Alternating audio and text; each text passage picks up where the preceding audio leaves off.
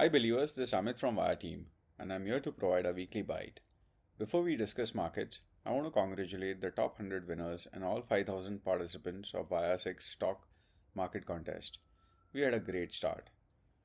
Let's come to the Indian market. The India market concluded the week with minor gains, with Nifty and Bank Nifty gaining 0.3% and 0.6% respectively. Broader indices regained some of the previous week's losses, outperforming the main indices. Both the mid-cap and the small-cap index went up about 1.5%.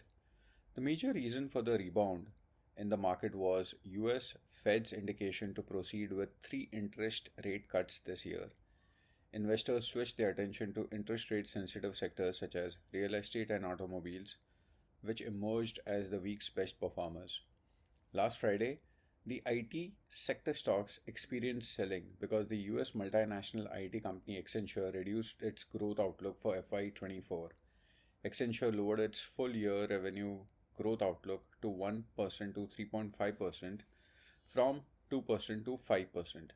This indicates unwillingness of companies to spend on IT due to global growth uncertainties. How do we see the markets going ahead? On the valuation front, indices are not in a frothy zone now. However, we need to wait and watch because if the market move higher without earning support, we will again reach an unsustainable valuation zone. As a result, we conclude that the index may consolidate within a range, and it is very important till the earning season starts. As mentioned in our last weekly bites, that many stocks were trading in attractive value zone post correction and therefore deserved some buying. Do note that the good quality stocks have rebounded 10 to 15% already. Technically, on daily charts, the major indices are trading near resistance. Nifty has to close about 22,200 to see a clear rise towards its all time high of 22,525. Support can be found at 21,800 level. We are positive on sectors like railways, defense, manufacturing, power, and infrastructure. The theme that we have added to our coverage is recycling. Although we have one multi-bagger open from the recycling theme, but we believe post the correction, there are stocks which are attractive now. Last week, we closed two stocks, APAR at 8% within 6 days and Skipper at 8% within 1 day itself, and recommended three additional stocks to buyer believers. As mentioned earlier, when we see opportunities, we shall give more calls than you can consume. On the other hand, if we see market is a little bit weak, we may go silent to protect your capital. Regarding open calls, most of the calls have recovered in this up move.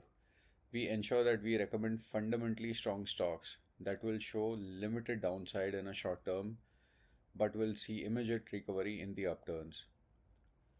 The net direct tax collection grew 19.8%, translating to over rupees 18.9 lakh crore, with advanced tax collection rising over 22% during 1st April to 17th March 2024. With this, the government has achieved over 97% of its direct tax targets set in its revised estimates for the financial year. Global market constructs continues to be supportive, with the US and Japanese market posting new record highs. US Federal Reserve Committee stuck to its forecast of three rate cuts in 2024, despite inflation running higher than expected in recent months. Investors were expecting a harsher stand by the Federal Reserve, hence the softer stand led to rise in risky assets. With FOMC out of the way, risky assets, including stocks, are expected to outperform well in the coming weeks. For today's bulletin, that is all. Wishing you a great trading week ahead. Thank you.